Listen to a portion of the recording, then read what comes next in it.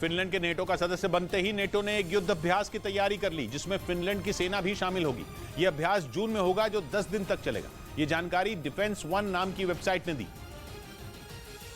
और दावा किया कि नेटो का सदस्य बनते ही फिनलैंड एक बड़े युद्ध अभ्यास का हिस्सा बनने वाला है। डिफेंस वन नाम की वेबसाइट ने यह दावा अमेरिकी रक्षा विभाग के एक अधिकारी के बयान के आधार पर किया और जानकारी दी कि जून में नेटो एयर डिफेंडर 2023 नाम का युद्ध अभ्यास करेगा, जिसमें नेटो में शामिल 31 देश 10 दिन तक दुनिया, खासतौर पर रूस को अपनी ताकत दिखाएंगे। ये ड्रिल जर्मनी में होगी, जिसमें F-15 और F-35 समेत अमेरिका के 100 लड़ाकू विमान शामिल होंगे। यानी नेटो का हिस्सा बनते ही फिनलैंड मैदान में उतर गया। उसने रूस को जताना शुरू कर दिया कि अब उस पर हाथ डालने का मतलब है हाथ को जला लेना। क्योंकि अगर पुतिन ने फिनलैंड पर अटैक किया तो उनका सामना केवल फिनलैंड की सेना से नहीं, बल्कि पूरे का पूरे नेटो की भारी भरकम सेना से होगा, जिससे लड़ना पुतिन के लिए आसान नहीं होगा। पुतिन इसी वजह से गुस्से में, क्योंकि नेटो उनके दरवाजे पर खड़ा है। क्योंकि फिनलैंड की सीमा से रूस का सेंट पीटर्सबर्ग शहर केवल 400 किलोमीटर दूर है। यही नहीं, नेटो की सेना पोलैंड में भी बैठी हुई है। मतलब रूस के दो पड़ोसी उसके दुश्मन अमेरिका की छत्र छाया में बैठे हैं, जिसे रूस की विपक्षी पार्टियां पुतिन की हार मान रही हैं। क्योंकि रूस ने फिनलैंड को रोकने के लिए साम दाम दंड भेद हर तरह की नीति अपनाई, लेकिन वो फिनलैंड को नेटो का हिस्सा बनने से रोक नहीं पाया। और यही बात पुतिन की अपने ही देश में फजीहत का कारण बन गई। क्योंकि रूस में विपक्षी पार्टी के एक बड़े नेता ने बयान दिया कि फिनलैंड का नेटो में शामिल होना रूस की हार की निशानी है, क्योंकि रूस के पड़ोसियों को उस पर भरोसा नहीं रहा। रूस के ही एक जानकार ने बयान दिया कि फिनलैंड नेटो का हिस्सा बनना ही नहीं चाहता था, लेकिन यूक्रेन जंग ने उसकी हिम्मत तोड़ दी। हालांकि रूस में पुतिन का साथ देने वाले लोग भी हैं। वहाँ के बहुत सारे लोगों ने फिनलैंड के खिलाफ बयान दिया और उसके फैसले को उसके अंत की शुरुआत माना। पुतिन को यूक्रेन जंग में जीत का इंतजार है, लेकिन इससे पहले ही फिनलैंड ने उन्हें एक ऐसा झटका दे दिया जो किसी हार से कम नहीं है। क्योंकि बाइडेन पुतिन की नाक के नीचे से उनके एक पड़ोसी देश को ले उड़े और रूस कुछ नहीं कर पाया, जबकि फिनलैंड ने पिछले ही महीने नेटो में शामिल होने के लिए आवेदन दे दिया था।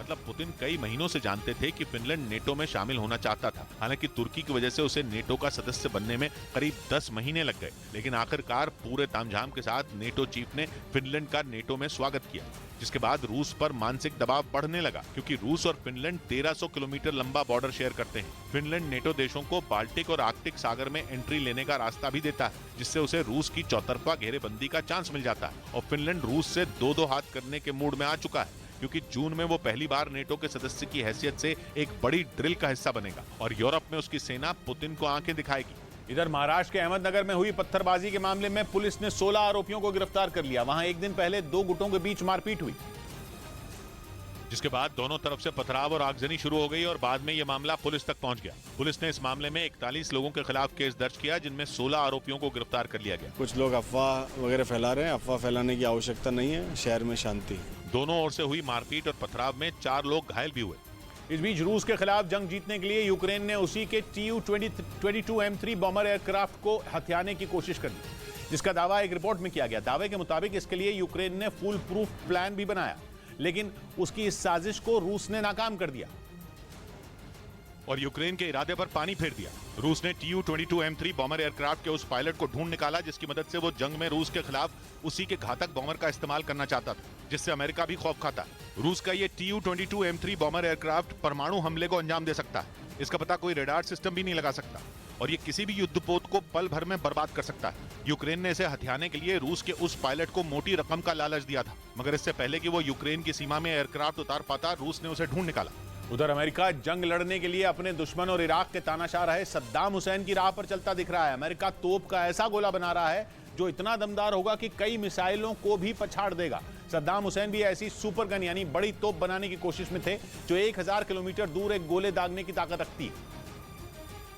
हालांकि अमेरिका की तोप ने टेस्ट में 1000 किलोमीटर तो नहीं, लेकिन 100 किलोमीटर का फासला तो तय कर ही लिया। इस गोले को बना रही डिफेंस कंपनी BAE सिस्टम्स ने बताया कि पिछले साल दिसंबर में अमेरिका ने 155 मिलीमीटर कैलिबर वाले तोप के जिस गोले का टेस्ट किया, वो 109 किलोमीटर से ज्यादा दूर मौजूद अपने टारगेट पर जाकर फटा। जबकि अमेरिका के पास 155 मिलीमीटर के जो दूसरे गोले हैं, उनकी रेंज इसके आसपास भी नहीं। यानी अमेरिका की कोशिश तोप के गोलों को मिसाइल की तरह दागने की है। इधर बिहार के जमुई में CRPF जवानों की एक गाड़ी अनियंत्रित होकर नदी में गिर गई।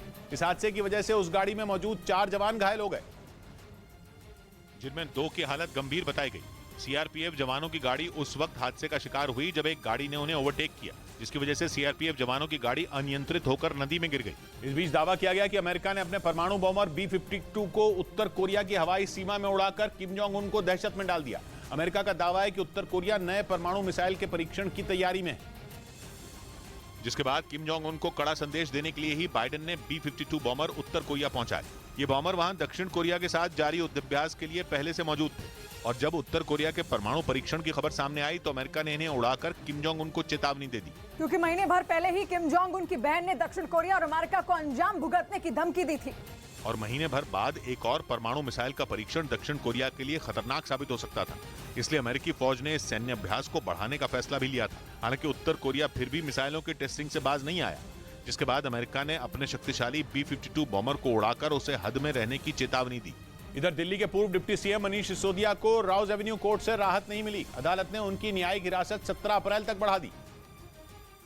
यानी मनीष सिसोदिया को अभी जेल में ही रहना होगा। अब उनकी जमानत पर 12 अप्रैल को सुनवाई होगी। ईडी ने मनी लॉन्ड्रिंग के केस में उन्हें गिरफ्तार किया था। उधर रूस के राष्ट्रपति पुतिन की सुरक्षा में तैनात रहे एक अफसर ने उनके कई राज खोल दिए। यूक्रेन पर हुए हमले के विरोध में उन्होंने पिछले साल अक्टूबर में अपना देश छोड़ दिया था और अब उन्होंने पश्चिमी मीडिया से बातचीत में पुतिन के कई राज खोले। ग्लेब कराक्लोफ नाम के इस पूर्व सुरक्षा अधिकारी ने दावा किया कि पुतिन मोबाइल फोन या इंटरनेट का इस्तेमाल नहीं करते, साथ ही हवाई जहाज से सफर करने से भी वो बचते हैं। Вот, а тут, получается, находясь на территории другого государства, то есть это, उन्होंने पुतिन को युद्ध अपराधी तक बता दिया। преступником, хоть я и не участвую именно в военных таких действиях, но यानी कभी पुतिन के वफादार रहे ये अफसर अब खुलकर उनके खिलाफ बोल रहे हैं और उनके बारे में वो राज खोल रहे हैं जो काफी कम लोगों को पता है।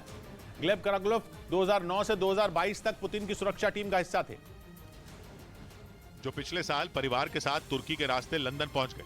वहीं पर उन्होंने पश्चिमी मीडिया को दिए इंटरव्यू में पुतिन के डर का जिक्र किया। इसलिए रूस को इस बात का शक है कि कहीं वो दुश्मनों से मिलकर पुतिन और उनसे जुड़ी खुफिया जानकारी लीक न कर दें, क्योंकि वो पुतिन के उस सुरक्षा घेरे का हिस्सा थे जहां तक कुछ चुनिंदा लोगों की ही पहुंच थी। इसलिए रूस को उनसे खतरा महसूस हो रहा है। खतरा इसलिए भी क्योंकि वो पुतिन की सुरक्षा टीम में करीब 13 साल तक रहे।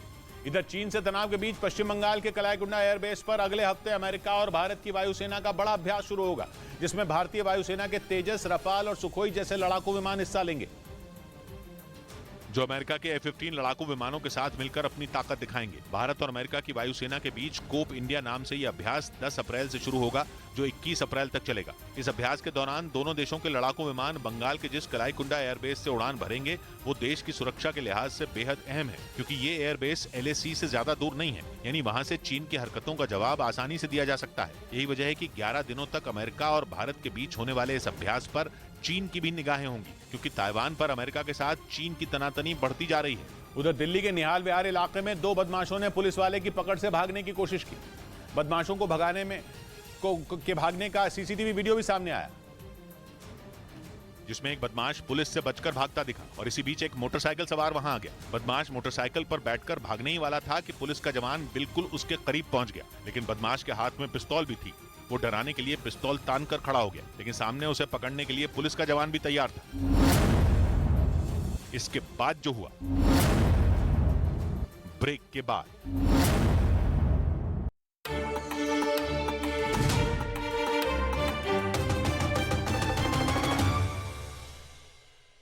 कर दिया। इजराइल के मुताबिक अल-अक्सा मस्जिद में कार्रवाई के बाद गाजा पट्टी से उस पर कई रॉकेट दागे गए, जिससे बौखलाई इजराइल की सेना ने गाजा पट्टी के कई इलाकों में बमों की बारिश कर दी। इजराइल की इस कार्रवाई से वो इलाके थर्रा उठे। इसके साथ ही इजराइल की सेना ने हमले का एक वीडियो भी जारी किया। इस वीडियो के जरिए दावा किया गया कि गाजा पट्टी में चरमपंथी संगठन हमास का एक ठिकाना तबाह हो गया। इन हमलों के कई घंटों बाद तक गाजा पट्टी में जगह जगह धुएं का गुबार उठता दिखाई दिया।